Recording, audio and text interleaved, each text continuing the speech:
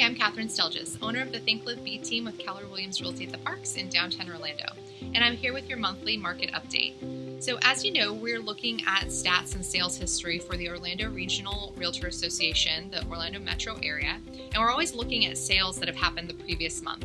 On the 15th of every month, Aura sends us our stats for the previous month. So we're looking at December 2020, and we have some interesting things that happened last month. So we had 3,672 home sales. While we only had 4,875 homes left available for sale at the end of the month. That is historically very low. And what that does is that imbalance creates what we call a seller's market, where there's not enough homes for sale compared to the demand, and that raises the prices. So we ended December with a median sales price increase from year over year, 10.44%. That means that homes are more valuable today than they were last year by over 10%. That's way above a normal market, which is like 3 to 4%. So great news if you need to sell a home. We had some historic things happen too. So that number of sales, 3,672 in December, that's the highest month of sales in the last 20 years for the month of December. We've never had that many home sales in that final month of the year. So that's pretty interesting. And then also the months of inventory, only having 1.3 months of inventory available for sale is a 15-year low. So we haven't seen the likes of that since 2005. And then we ended the year with another historic low, which is part of why we have such high demand, and that's the interest rate. The interest rate at the end of the year was 2.7% on average. That is a 20-year low. Like, I've never seen it that low. I don't know if it's ever been that low even prior to 20 years before. So what that means is that even though the prices have gone up, the affordability is still there because the interest rates are so low. And buyers actually are better off in many situations buying a home with such low interest rates versus renting. So now that we've ended the year, we also can kind of look back in time and see what happened over 2020. Was it really as banner of a year as we thought it was?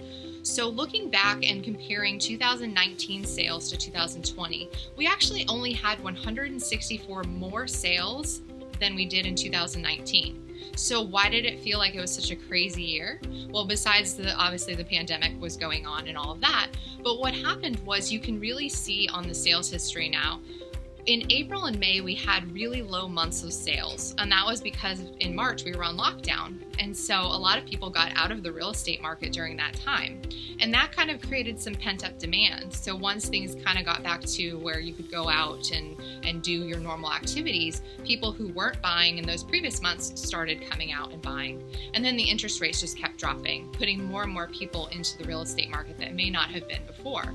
So that just created kind of an interesting market where we really didn't have that many more sales, but the inventory, people weren't listing their homes. And we can only assume that it was largely because of the pandemic, because there was no other reason. The sales prices are super high. As a home seller, it really would make sense to sell your home last year, but we just kept seeing decline in inventory. And probably, again, because people didn't want to list their homes that they were living in.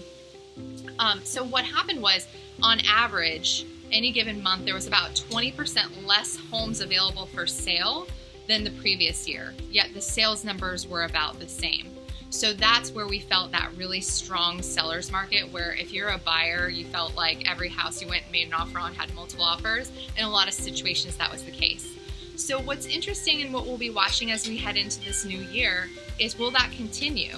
So what I've kind of noticed is the pending sales have declined over the last few months. So we'll be watching to see, is that a new trend? Because pending sales are an indicator of the future sales, right? So is that a new trend where there's less buyers in the market? Or is it just a seasonal shift? Because sometimes we do see a few less pending sales happening towards the end of the year.